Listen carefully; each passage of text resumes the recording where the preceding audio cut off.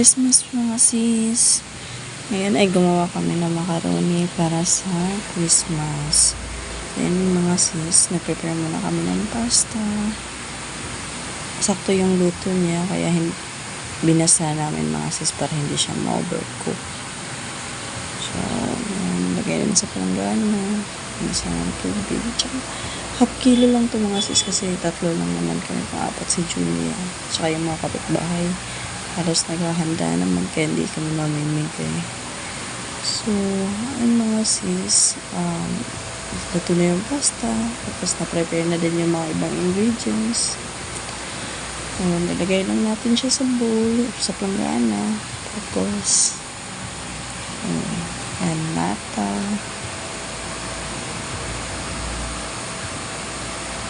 Kaong.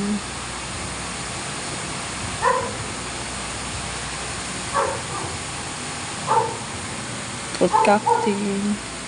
Actually mga sis, itong mga ingredients na to,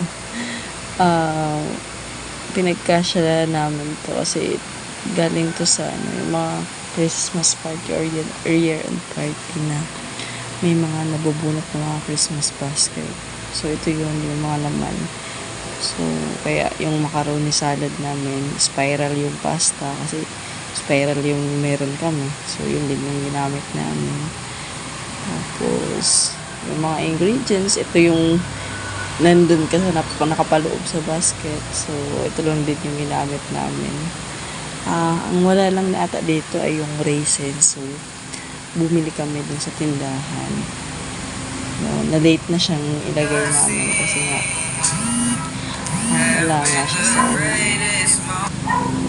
siya dun sa ingredients. Nakalimutan namin agad-agad nang bumili kahapon nung nagpunta kami sa SM. So, ngayon na lang.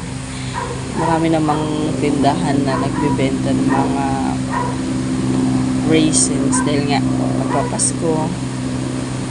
So, yun lang mga sis. Mikos-mikos na yun mga sis. Tingnan nyo. Alis lang yun. Saka half kilo lang to kaya konti lang din. Mabilis lang gawin. Sakto lang yung tamis niya, yung asim niya sa mayo, at saka yung alat niya ng cheese. So, okay lang siya. Sakto lang. Gusto ko mga dagdagan ng mayo pero wag na daw. Okay na daw yung tamis niya at saka asim at alat ng cheese. So, masarap.